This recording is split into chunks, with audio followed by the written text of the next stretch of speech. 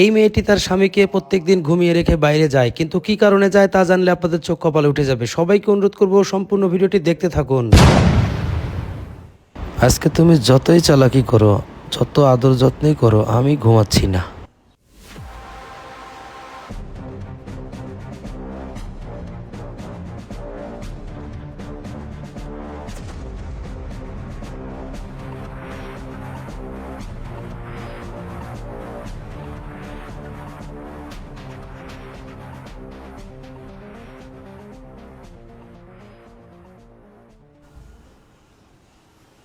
এইবার বুঝছি প্রত্যেক দিন কেন অত আদর যত্ন করে।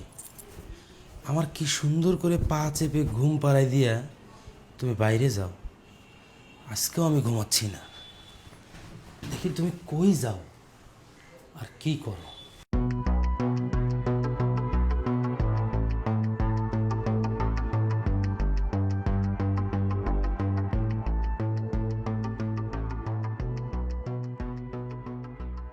তার মানে এই রুমেও নাই, ওয়াশরুমেও নাই, গেল কোথায়? হে আল্লাহ, তোমার কাছে আমি কখনো কোনো কিছু চাই নাই, এই প্রথম তোমার কাছে একটা জিনিস চাইবো। তুমি আমার চাওয়াটা পূর্ণ করো। আমি শুনেছি তোমার কাছে কোনো জিনিস চাইলে তুমি কখনো অপূর্ণ রাখো না। একটা স্ত্রী যদি তার স্বামীর জন্য মোনাজাতে বসে তোমার কাছে যদি কোনো কিছু চায়, আমি শুনেছি তুমি সে চাওয়া পূর্ণ করো। আল্লাহ, তুমি তো সবই জানো আমাদের সংসার কিভাবে চলে, আমাদের সংসারে এত দুঃখ কষ্ট তুমি সবই জানো, সবই দেখো। এগুলো মানুষে কখনো বাহির থেকে দেখতে পারে না, কিন্তু তুমি সবই দেখো। আল্লাহ, আমি আমার স্বামীর মুখের দিকে তাকাইতে পারি না। ওর এত দুঃখ কষ্ট আমি আর সহ্য করতে পারতেছি না। আমি ওকে কোনোভাবে সাহায্যও করতে পারতেছি না। ও আমাকে কোথাও কাজ করতে দেয় না। আল্লাহ, তোমার কাছে আমার একটাই দোয়া, আল্লাহ তুমি আমার স্বামীর মুখে হাসি ফিরিয়ে দাও, ওর সকল দুঃখ কষ্ট দুশ্চিন্তা দূর করে দাও, ওকে ভালো দিনে ফিরে আনো। আল্লাহ, তুমি আমাদের সকল কষ্ট দুঃখ দূর করে দাও। আল্লাহ, তোমার কাছে আমার এই একটাই চাওয়া, তুমি আমার চাওয়া পূর্ণ করো। আল্লাহ, রাব্বানা আতিনা ফিদ দুনিয়া হাসানাতাও ওয়া ফিল আখিরাতি হাসানাতাও ওয়া কিনা আযাবান্নার। তাআলা খাইরি মুহাম্মদ ওয়া সাহবি আজমাইনা বিরহমাতিকা ইয়া আরহামার রাহিম। আমিন।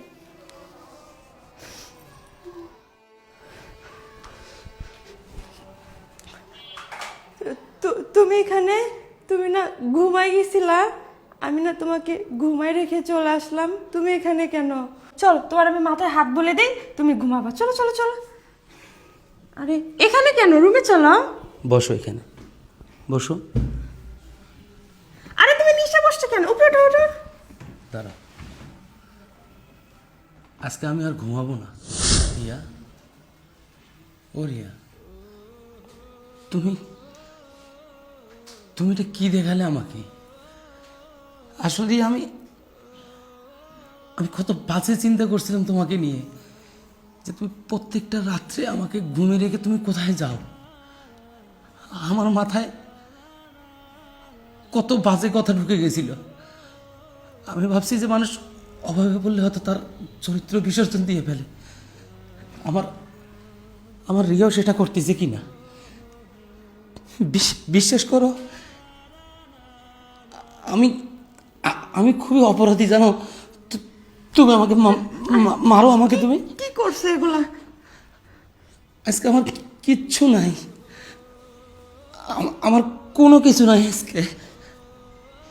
আমি নিঃস্ব মনে করতাম নিজেকে, যে আমার এই দুনিয়া তো হয়তো অন্ধকার, কিন্তু না, তোমার মতো বউ যার আছে তার আবার কিসের অভাব, তার কিসের ভয়। বিশ্বাস করো রিয়া, আমি সব সময় ভয়ে থাকতাম। এখন আমার রোজগার নাই, আমার ইনকাম নাই। যদি তুমি আমাকে ছেড়ে চলে যাও, সেজন্য প্রতিটা সময় আমি ভয়ে ভয়ে পার করতাম। কিন্তু বিশ্বাস করো, আজকে আজকে এটা দেখার পরে না আমার খুব গর্ব হচ্ছে। তুমি তুমি আমার স্ত্রী, তুমি আমার অর্ধাঙ্গিনী। আমার আর কোনো ভয় নেই।